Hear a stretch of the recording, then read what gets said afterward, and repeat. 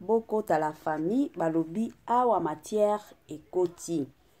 Sok matière ekoti bande konanga ezalaka toujours malamu mingi bokoti boyoki nini ezoleka nini Étoiline amemeli bino lelo oyo na système moko ya tokos makasi.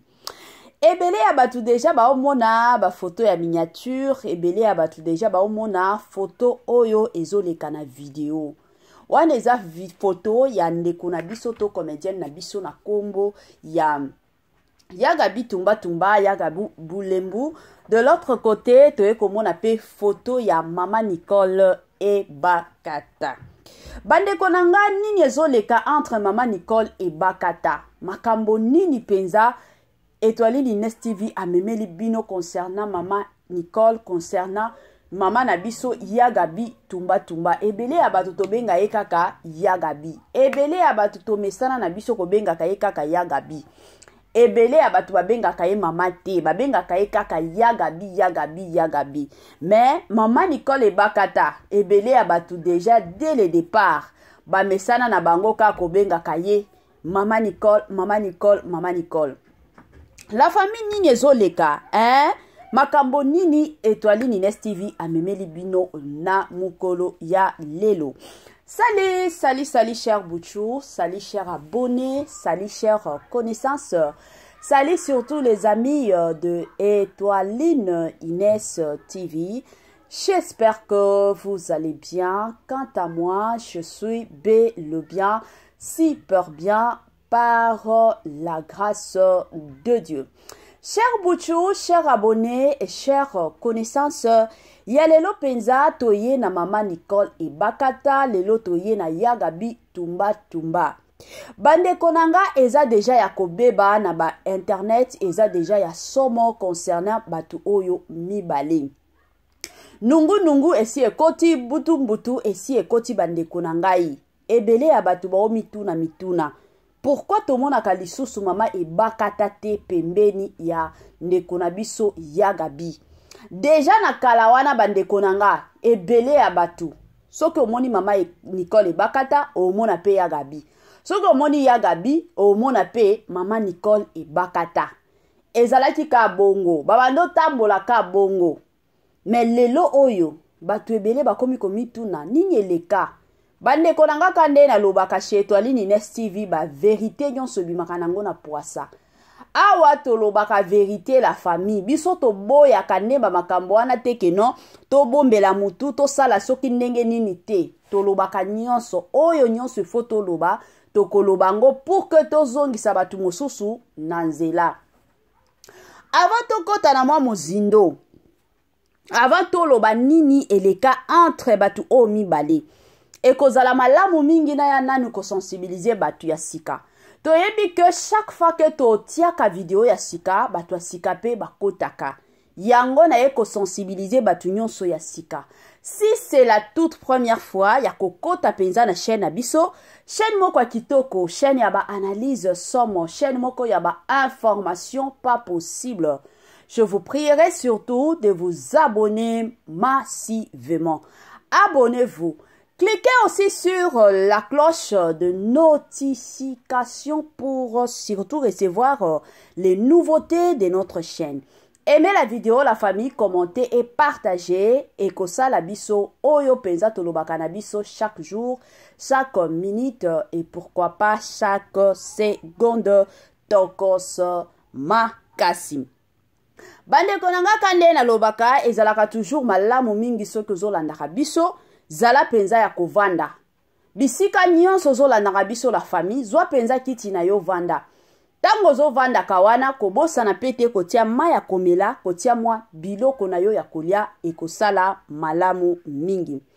Bambote nanga na ye moko Linda Bukulu, Bukulu ya ba Linda, bambote na madame Marie-Josée Tchala, bambote na madame Grace Mpoyi, bambote nanga na ye moko madame Sidonia Siala, bambote na mama Céline Kabakaba, na pesi bambote na madame Marie-Josée Mafuta, madame Vicky Mombonzo, na pesi bambote kanenge zalaka na système moko ya bien, bambote na mama Eugénie Zemanga, bambote na mama Tina, mama Titi, mama Joséphine et pourquoi pas mama Christine Lonongo.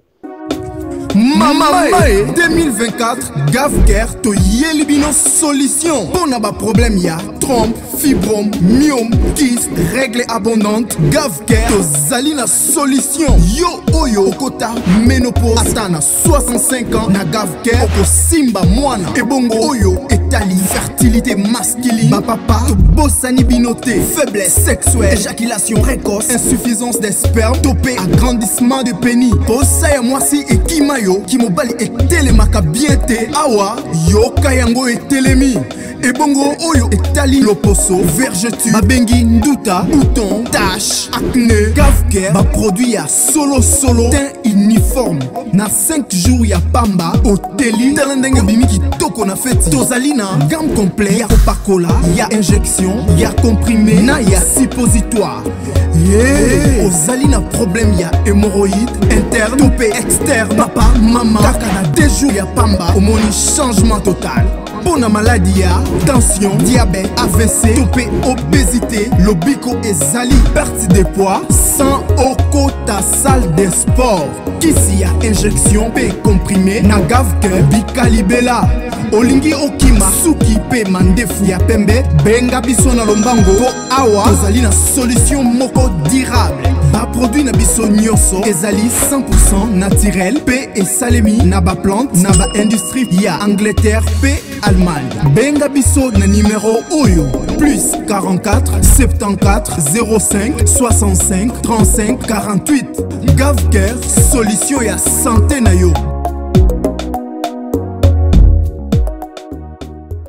Gavker aye penza na ba solution ya kafu kafu, Gavker aye penza na ba solution ya kili kili, Gavker aye penza na makambo moko ya kitoko. Bande konanga yo penza oza na problème to likambo ya poso ozomi kwanza mosusu poso na yo bande konanga ezo tela o comprendre te o utiliser ba mafuta nyonso bande konanga e o simba lisusu te.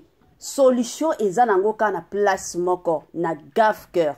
Eza na batu mosusu bande konanga baliaka na bango normalement ka ndenge mutu nyonso aliaka. Me ba omona ka ke no zoto ezo ya minene. Mafuta ezo kota bande konangai. Misuni ezo botama kobotama nde kobotama. Solution eza nango kaka na place moko. Solution eza nango ka na Gavker. Na Gavker la famille bika na yo libela na système moko kaka ya kitoko penza mingi makasi. Voilà. Kane na bando beta masolo bande konanga lelo na ye na Yagabi, lelo na ye na mama Nicole e Bakata. Depuis kala ebele ya batu to bando mona Yagabi, to bando mona mama e Bakata. Babando solo la makasi la famille. Batu o mi bale nga kutu na bando kanisa na bando mi lobela nga moko na lobi batu oyo fale ka babota mabama pasa parce que bisika o Yagabi azalaki bisika pe mama Bakata azalaki do soki moni Yagabi ezala na feti place o Yagabi akovanda nde place mama Bakata akovanda ezalaki no na matanga kandenge ezalaka ba okende ko visiter ndeko na bis ndeko na bango akufeli mutu. Place oyo mama na biso Nicole Bakata akovanda omona pe yango nde place Yagabi akovanda. Bazalaki kaka neti ba mapasa ba olandana ka bango na bango bazalaki bongo la famille. Bazalaki kaka bongo en tout cas bazalaki ba inséparable otokoki koloba. Ki camaraderie na bango ebanda nango kala. Ebanda penza kala bazalaki na ekiri na bango bazalaki 4 personnes. Na ekiri na bango wana ezalaki na comédien na biso ya Dadi. À qui nous disons que son âme repose en paix. Ebele ya batuto ebi ya Dadi Kitambala ezalaki na Belvi Kandi, ezalaki na Yagabi, ezalaki na Ya Nicole Ebakata. Babando tambola bango ka 4. Jusqu'à ce que Ya Dadi ayaki kokufa. Tango Ya Dadi ayaki kokufa, Belvi pe na kote na ye ayaki kolongwa. Toyebi te ba raison na ye nini esalaki ke alongwa na ekiri na bango. Et du coup toye komona etikala kaka Yagabi na Mama Nicole. Babando tambola ka bango mibale la famille. Les inséparables. Tokoki ko bengango bongo. Do bazalaki kaka soki bomoni Mama Nicole, bomona pe Yagabi. Bazalaki ka bomona mosusu ba osala ba émission na bango kandenge ezalaka ya okende teke non. Mama Nicole Ebakata était ko visiter Yagabi, mosusu Yagabi était ko visiter Mama Nicole, donc ambiance totale bolingo moko ya makasi. Et du coup, toye komona Yagabi atikala ye moko na kwa na ye. Mama Nicole Ebakata akepe na kwa na ye. Kande boyebi, Congolais aza mutu oyo alandelaka nyonso. Congolais penza alandelaka nyonso bandeko nanga, surtout pour na ba personnage public. Yango ekomi kokamusa batu. Batu ebele bakomi komituna. Qu'est-ce qui se passe entre Yagabi Tumba Tumba na Mama Nicole Ebakata? Pourquoi bazalaka lisusu te ndenge bazalaki kala? Pourquoi bazalaka lisusu te ndenge bazalaki kala neti ba mapasa? Kilelo oyo ekomi kaka mutu na nzela na ye, mutu na makambo na ye. Qu'est-ce qui se passe? Moto nini ezopela? Makambo nini ezalaka katikati na bango? Bandeko nanga yango lelo tomemeli bino kandenge boyebi. Étoile Nines TV akendaka toujours kofuye. Tokendaka toujours kolukela bino ba makambo o boyeba kate. Tomemeli bino pour que boyeba nini ezoleka. La famille. Boyo kasikoyo makambo.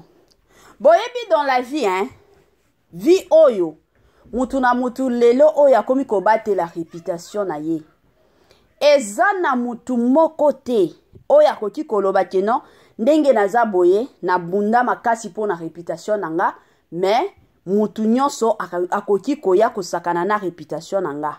Azalaka te la famille. Congolais, Congolaises, partout aux alikota la biso, toyeli yo offre oyo ezali na kati ya maluku, vente ya ba terrain ya 20 mètres sur 15. Awa na kati ya commune ya maluku, ba terrain oyo ezali kitoko, ezali na emplacement ya bien, ezali plat, ezali ba terrain oyo ezali na problème ata moko te. Andeko na biso zali kotala biso, contactez biso na numéro oyo ezali affiché na ba bande d'écran na bino. Contactez biso pour na ba précision. Ba terrain oyo ezali kote kama na $350 ya pamba. Na $350 ya pamba aux 8 terrains na yo ya 20 mètres sur 15. Et puis il y a aussi possibilité ya kosomba terrain à crédit, soki ozo somba à partir il y a 5 terrains. Donc à partir il y a 5 terrains mata, vous avez la possibilité il y a kofuta ndambu. Voilà opportunité yango na porte yanda kunayo. Contactez ba numéro na biso o ezali affiché pour na beaucoup plus de détails. La famille ba mapango koteka yango wana $350 ya pamba osombi na yo lupango na yo, osombeli bana na yo lupango. Ba mapango yango wana bandeko nanga bowelela parce que ba place aboye e umelaka nango te. Mosusu omona ta un mois ekosila te omona place nyonso batu basombi. Alors c'est le moment bo benga bandeko nanga bokende pe kosomba ba mapango na bino na prix ya se ya makasi $350 ya pamba kaka na système moko ya tokos makasi. Voilà, kane to bando beta masolo bandeko nanga nini ezoleka la famille entre Mama Ebakata na Nicole na Yagabi Tumba Tumba. Pona kotia makambu nyonso na mesa. Pour le moment, Yagabi na Mama Ebakata basololaka. Pona ba oyo ba yebaka te. Basololaka na bango mais bazalaka lisusu te ndenge bazalaki. O ba visitanaka, o emataka ekitaka bazalaka lisusu te. Ya kilelo oyo ekomi kaka chombo na telefone oza bien soki peut-être bakutani na tournage baseki basololi c'est fini. Soki pe bakutani te bakutani na bango te. Donc mutu na mutu akomi na ye busy akomi occupé na makambo na ye. Eloko penza ya munene ekosala keno batu o mibale bazalaka lisusu te ndenge bazalaki kala. Bandeko nanga ebele ya batu toyebi Mama Nicole. Mama Nicole aza parmi ba comédienne na biso azalaka jara batu oyo alingaka te mutu aya kosakana na réputation na ye. Alingaka te. To alingaka te keno mutu aya komanke ye respect. Mama Nicole ebakata azalaka bongo te. Aza mama moko amipesaka respect penza ya makasi. Aza mama moko a respectaka pe mutu nyonso ezala mukolo ezala mwana muke a respectaka mutu nyonso. Et puis Mama Nicole aza mutu moko alingaka vie na ye ezala privé. Alingaka te ke bien ke lelo aza star azala kaka Nicole bakata o boye alingaka biloko wana te. Mais ce n'est pas le cas avec Yagabi. Yagabi aza mutu moko alela buzz. Yagabi aza mutu moko alela na bilobela. Kane batu mosusu balobaka Yagabi aza mutu ba vérité. Yagabi alinga na ebongo. Siko na kote mosusu ya Mama Nicole aza mutu moko abatela lingaka penza ko batela réputation na ye. Yango esali keno lelo oyo mwa distance ya kokota entre bango mibale. Kanenge boyebi bomona kabino moko. Yagabi azalaka muke. Ba interview akota mabe. Ba makambo nini asala mabe.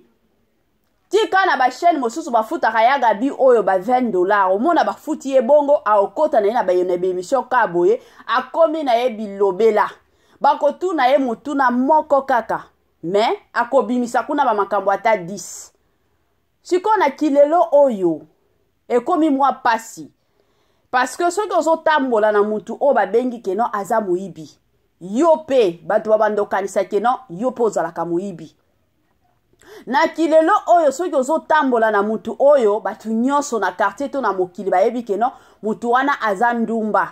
Yo pe bandeko nanga ba bando kanisela yo kaka keno oza ndumba parce que otambola kana mutu oyo aza ndumba, otambola kana mutu oyo aza muibi, otambola kana mutu oyo aza na bilobela. Siko pona ko garder mama ebakata pona ko garder réputation na ye eza malamu kandenge a se retira na ye na epa ya Yagabi. Parce que Yagabi azalaki na ba agitation o penza mingi te. Azalaki nango penza ya makasi te o ya komi nango lelo. Yagabi mutu nyonso ayebaki keno Yagabi azalaka mutu ba veri Yagabi boye mais je m'excuse, oye komi kokota lelo e komi kolekisa. E komi kolekisa penza ya makasi agitation e komi ebele pa ya Yagabi, bilobela e komi ebele. Soki botali lelo na théâtre, eza kaka Mama Nicole e bakata te oya se retira e pa ya Yagabi. Batu ebele penza ya batu ndenge bakangama na Yagabi. Bazalaka lisusu bongo te. Ebele batu to bando mona Yagabi na Mama Lea Ndaya. Bazalaki mwa close, se recollé. Mais lelo oyo, bazalaka lisusu te babebana.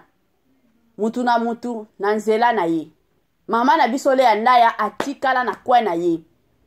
E yaki kosala keno ndeko na biso Coquette sasa. Ye pa bando sorana Yagabi, bazalaki na bango bien. Mais après libala ya Coquette sasa, il fallait voir. Yagabi akota ba émission. Pona koloba mabe concernant mobile ya Coquette sasa. Oyo kutu biso moko to kamwaki. Ba makambo wana ezalaka ta ba biso ba kronimama.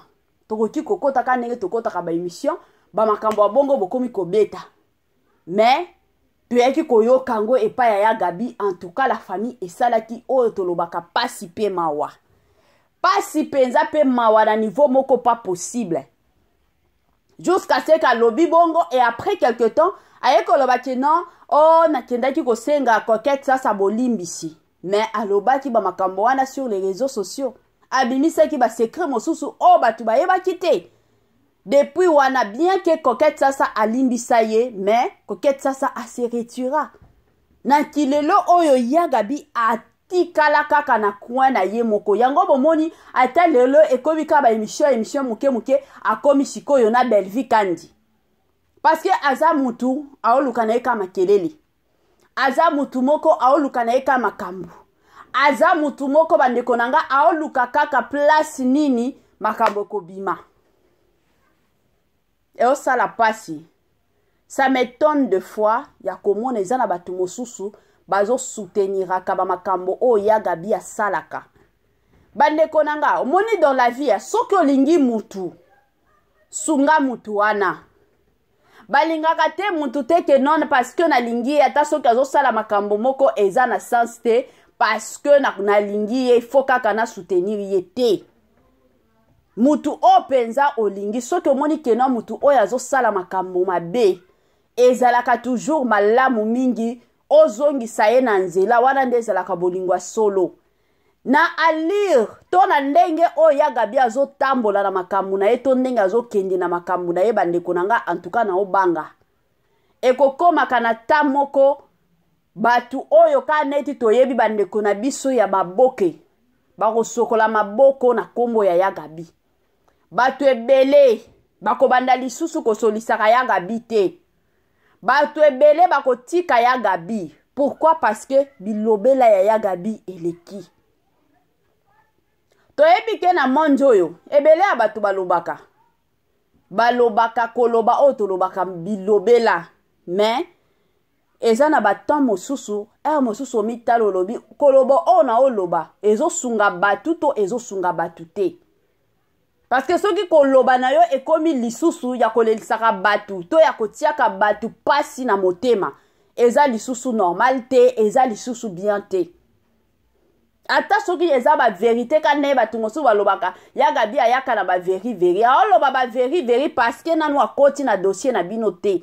Les jours oyo akokota na dossier na bino bandeko nanga boloba te ke non oyo eza veri mais bokoya ko sasa awa Yagabi bokoya koloba ke non mama oyo alekisi na bilobela batu lelo bakomi ko se retirer na Yagabi yango bomona tana ba matanga akomi na ye moko. Pourquoi? Parce que ba comportement soki ekomi mabe ekomi ko sala bongo batu bakomi ko banga soki na sololi na ye awa na koti koloba mwa liloba moko jour a okota ba émission na ye omona koya ko bimisa to soki batu ba moninga na ye batu ba okanisa ka ke no nga pe na za mutu bilobela netika ye yango omona batu mosusu bakomi na bango ko banga batu ebele bakomi ko banga ko s'approchaka na Yagabi et ce qui n'est pas bien yango bandeko nanga bosa la partage la vidéo oyo ekomela Yagabi makambo azo sala eza bien te soki communauté ekomi koloba communauté ekomi ko se plaindre c'est que batu ba osepela te mama Nicole Bakata lelo a se retira na vie ya Yagabi ezaka po na comportement na yebi lobela ya Yagabi eleki ba âge eza ba âge moko ya maturité eza ba âge moko ozalaka muke ba émission ba émission wana ozokota ezo sungaka te parce que ezana babilo mosusu peut-être au planifiaka na yo koloba te mais vis-à-vis ya ba caméra aussi obimisi na yo soki aussi obimisi c'est fini makambo esi etamboli mokili mobimba eza bongo mais peut-être soki okoti na yo ba caméra te ozana yo na ndako ba makambo mosusu mokili ekoyeba te ke non Yagabi alobaki boye eza bongo. Rendez-vous à ne pas manquer le 19 mai 2024 au stade de Martyr avec le pasteur Moïse Mbiye. Bienvenue, welcome, karibu kwa wote. L'invitation est cordiale à tous. tout le monde, la famille, dans mutu nyonso o penza, azalaka na posa okota na mozindo ya prière. Rendez-vous le 19, la famille, na stade de martyrs avec le pasteur Moïse Mbiye. Jour wana bandeko nanga, adoration sur adoration, louange sur louange. Jour wana, batu oyo babelaka, batu oyo bakota bajena na bajene ba priya ba solution exactement. Jour à le 19, la famille et Kozalande Somo. Stade des martyrs. Est-ce que vous êtes prêts? Est-ce que vous êtes prêtes? Wana toromona nakaka. Le 19 mai, na stade de martyrs avec le pasteur, le plus grand pasteur surtout de la République démocratique du Congo, na stade de martyrs.